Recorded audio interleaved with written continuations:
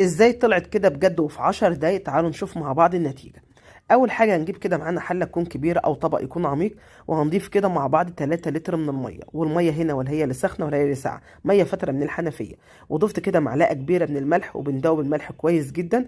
وبعد كده هنجيب الخل معانا، هنستخدم كده مع بعض 4 معالق كبار من الخل، ونقلب. وبعد كده نبدأ نجيب اللحمة بتاعتنا. اللحمة زي ما انتم شايفين كده مجمدة، والتلج لسه عليها، لسه مخرجاها من الفريزر. حطيتها كده في المية، وبنجيب اي تقل عليها. انا جبت طاجن فخار بس طلع صغير، فجبت طبق صغير كده، وجبت طاجن تاني اوسع وحطيته على اللحمة بالشكل ده. وهنستنى بالظبط 10 دقايق، ونشوف بعد 10 دقايق النتيجة. الساعة زي ما انتم شايفين كده كانت 3 و7 دقايق، دلوقتي 3 و17 دقيقة. بشيل كده المية والطبق اللي انا حطيته، وهنشوف اللحمة دلوقتي مع بعض. النتيجة قدامكم والله يا جماعة، بأمانة واحنا صايمين اللحمة ما شاء الله فكت في 10 دقايق بالظبط. انا عن نفسي منبهرة بالنتيجة ما شاء الله. اللحمة كلها فكة من بعضها، مفيش غير قطعتين بس هما اللي بفكهم من بعضهم، وتفكوا بكل سهولة ما شاء الله.